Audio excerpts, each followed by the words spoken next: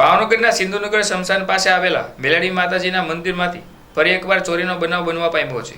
થોડા દિવસ પહેલા તસ્કરો દાનપેટી સહિતના મુદ્દામાલની ચોરી કરી ફરાર થઈ ગયા હતા।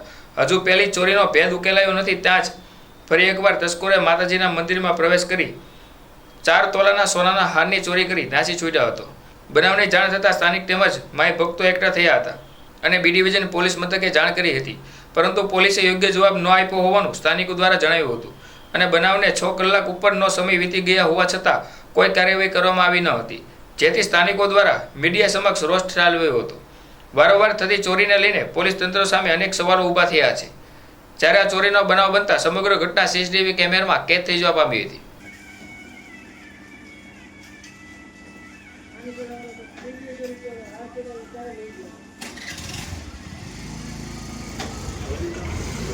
હાથમાં છે ને લટકે છે ને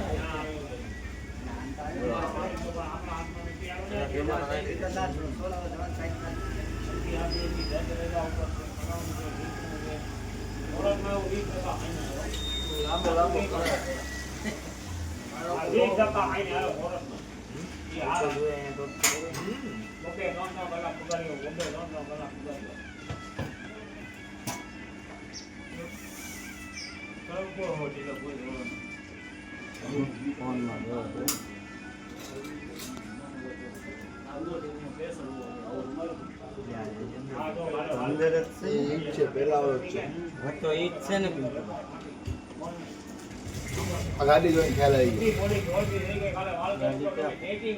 ગયો। ડાબુ નાખેલું છે, ડાબુ આવે ને એ નાખેલું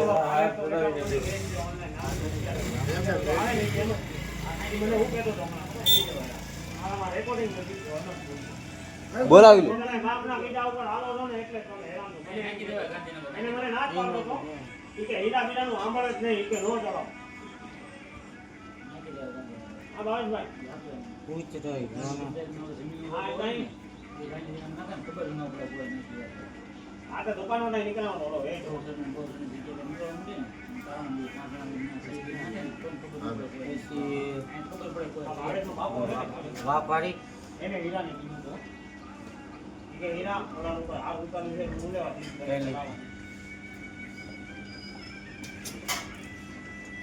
રાજુભાઈ બાલુભાઈ કાછેલા, સિંધુનગર વેપારી એસોસિએશનનો પ્રમુખ છું।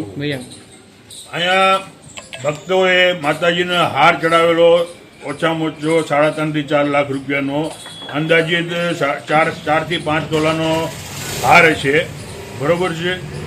એટલે એ હારની ચોરી થવા પામેલ છે, જેના સીસીટીવી ફૂટેજ અમે આપી રહ્યા છીએ। મારું નામ વાસુદેવ પ્રેમચંદ બાલચંદાણી।